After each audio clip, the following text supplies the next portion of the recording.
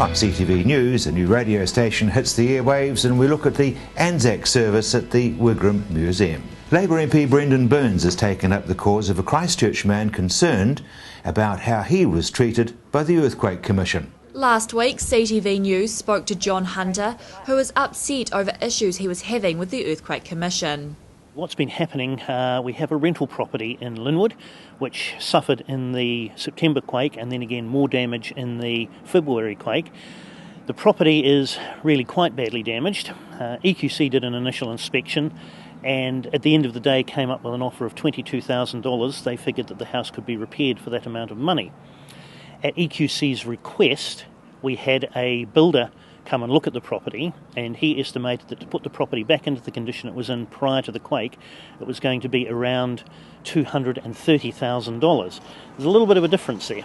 John says he had been trying to work with the EQC, but they had told him to take the money or leave it and had marked his file no further progress. He described the EQC staff member he was dealing with as unprofessional. John then contacted local Labour MP Brendan Burns about his issue. I spoke to Brendan to get his take on the situation. John Hunter approached me in my caravan when I was doing a constituency clinic, outlined difficulties he was facing with a rental property he owns in Phillipstown. And look, I get plenty of these cases, and sometimes there's a bit of a gap between what EQC's assessment is and what the homeowner or their insurer or their builder is finding. But this one was extraordinary. There was a tenfold gap or thereabouts between what the estimate of damage was from the EQC and what John Hunter was facing. So in this situation I did something quite unusual. I suggested he might contact a builder who I know and trust to get an assessment of the building and the possibility of a quote.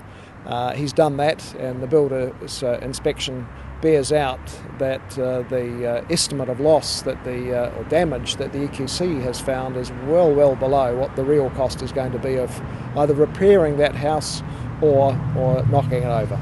And Brendan says this may not be a one-off case. No, it's probably not one-off because there have been a few others where there's been a big gap between EQC's estimate and between the estimate of the insurance company or the owner.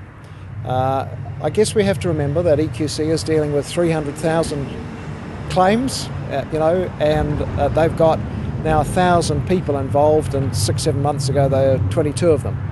But gaps of this size are a bit perturbing. He said the EQC was helpful after he contacted them. Well, they agreed to look at it, and I'm sure they are doing that. And look, sometimes there is oversight, sometimes you've got somebody who hasn't got experience. Sometimes, there'll be a situation where the EQC's assessment may be right. And there's a whole variety of ways you can look at things in terms of either repair or not. And I guess it just comes down to case by case. We have to work through these things, and I think it's important that there are appeal mechanisms, such as your local MP, to try and help work things through for constituents. They're not always going to get it right.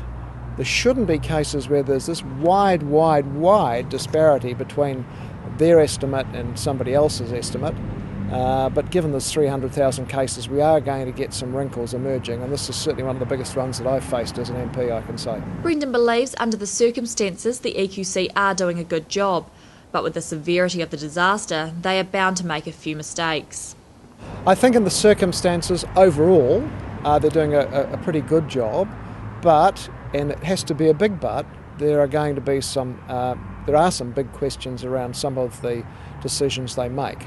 And given the scale of what they're facing, that's not unlikely. But I think the important thing is for people to use the mechanisms that are there to try and get resolution, because people shouldn't have to go through more and more stress. Obviously, people are obviously have lost their homes or they're in damaged homes. These are very stressful times. So I just urge people to think about using the mechanisms that are there. Go to your local electorate MP and seek them to intervene with the hotline they've got to EQC. That's a very useful intervention. You can also go direct back to EQC yourself, but sometimes having an MP's name attached may assist that process. You can also look at other mechanisms like insurance appeals and so on, but use those mechanisms that are there, get some advice, and don't try and take it on yourself, because sometimes that can cause you a lot more frustration than you really need to want to go through. Another radio station is hitting the airwaves. The New Zealand Broadcasting School is getting their radio station up and running again with the aim to raise funds for the earthquake. Emily Cooper took a look at what they've been up to. This Thursday afternoon. We've got some op shop coming up on the way very soon, also some Brooke Fraser, and Civil Defence will be in to give us an update on that as well. So that's coming up next on C96. Students from the New Zealand Broadcasting School are starting to prepare for their yearly radio station launch. But this year, they're doing things a little bit differently. Well, this year we are focusing on raising $50,000 for the Christchurch community. We've got two fundraising people on board, two charities, which is the Christchurch Business Recovery, and we've also got the Christchurch Earthquake Appeal, which was set up by John Key. We're going out to businesses and selling advertising. Every single dollar they give to us, we're sending right back into these charities. So if a business buys some advertising, we put it on our station, and then we advertise their business, and it goes straight back into those charities and helping rebuild Christchurch, which is really cool. Be listening to C96 tomorrow morning at 7:20. Profits would usually be put back into CPIT to be used on items such as equipment. Students are now looking forward to entertaining and informing their listeners. Well, our station this year is C96, sounds like Christchurch, and obviously with what's happened in February with the earthquake, we just can't ignore what's happened. So this year it's going to be based around the earthquake, and it's going to be a community station, 100% local, and we're going to be focusing on helping Canterburyans move forward to a positive future. On the Thursday, they can expect big bang, starting off with a bang, some great music. A lot of our music is going to be anthems, so music that you can sing along to and dance along to, I guess. C96 will launch on May the 2nd.